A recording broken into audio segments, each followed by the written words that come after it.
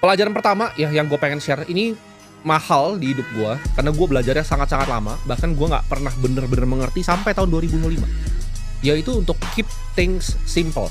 Ya.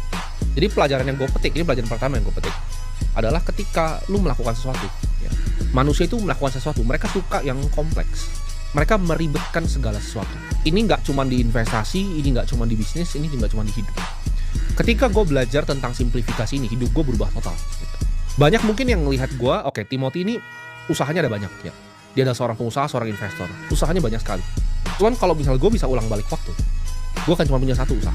Ini sebenarnya gue udah paham dari lama, tapi gue sulit sekali praktekin gitu. Karena ketika lu di level tertentu, ya kan, kalian teman-teman ini yang nonton video gue itu, kalian bakal naik nih, ya, dari jenjang level kehidupan.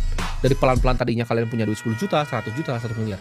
Kalian akan ngalamin di mana banyak sekali nanti tawaran, ya, dari orang A, dari teman B, dari teman C. Tapi lu harus bisa keep things simple gitu.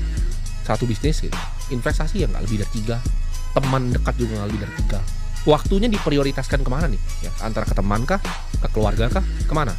Kadang kita tuh nggak perlu bikin banyak sekali keputusan ya dalam 1 tahun.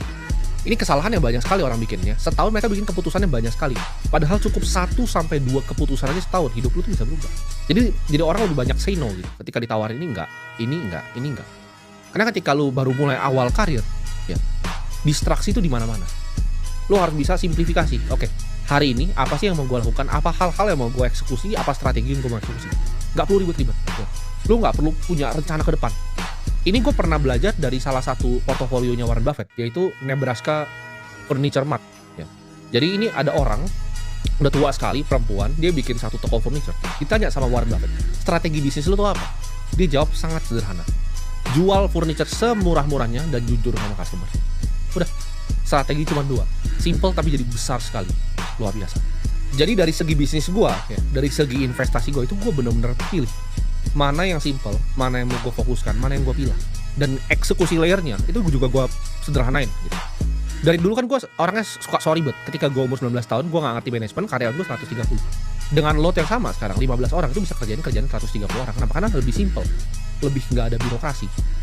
Karena gue percaya bahwa output ya dari jumlah karyawan itu gak sama dengan kebanyakan karyawan atau sedikit.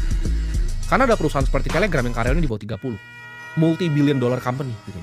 Gue nggak percaya di situ banyaknya karyawan sama dengan kehebatan bisnis.